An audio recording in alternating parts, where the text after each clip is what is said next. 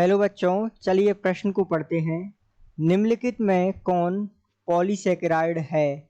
विकल्प आपके सामने दिए हुए हैं। विकल्प ए है ग्लूकोज, विकल्प बी है सुक्रोज, विकल्प सी है फ्रक्टोज और विकल्प डी है स्टार्च। तो आइए बात कर लेते हैं हम इस प्रश्न की मुख्य अवधारणा को समझते हुए हम इस प्रश्न को हल करते हैं। तो सामान्यतः ऐसे प्रश्नों को हल करने के लिए हमें जो है पॉलीसेकेराइड की या कहे तो सेकेराइड की जानकारी होना आवश्यक है, इनके वर्गीकरण की जानकारी होना आवश्यक है। तो इस प्रकार यहाँ मुख्य रूप से इस प्रश्न को हल करने के लिए हमें पॉलीसेकेराइड तथा उसके उदाहरणों की जानकारी होना अति आवश्यक है। अर्थात इन्हें हम परिभाषित कर सकते हैं कि ऐसे सेकेराइड जिनमें दो या दो से अधिक मोनोसेकेराइडों से मिलकर जो बने होते हैं वो पॉलीसेकेराइड कहलाते हैं। जैसे कि अगर हम बात करें यहाँ, तो यहाँ जो है स्टार्च पॉलीसेकेराइड है। इसके बारे में चर्चा कर लेते हैं। स्टार्च जो है बहुलक होता है किसका?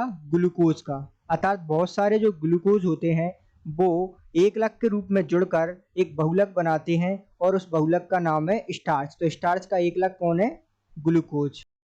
तो यहाँ ग्लूकोज अर्थात बहुत सारे ग्लूकोज से मिलकर जो है एक बहुलक का निर्माण होता है जिसे हम स्टार्च के नाम से जानते हैं, और ये स्टार्च एक प्रकार का पॉलीसेकेराइड होता है। तो अर्थात ग्लूकोज जो है एक मोनोसेकेराइड है, फ्रक्टोज एक मोनोसेकेराइड है, सुक्रोज जो है डाइसेकेराइड है। अर्थात ये टूटने पर जो है इसका जब अपघटन जब कराते हैं तो हमें ग्लूकोज और फ्रक्टोज प्राप्त होता है। तो ये जो है एक डाइसेकेराइड है, और स्टार्च जो है एक पॉलीसेकेराइड होता है। तो अर्थात हम कह सकते हैं कि दिए गए प्रश्न का सही उत्तर विकल्प डी है।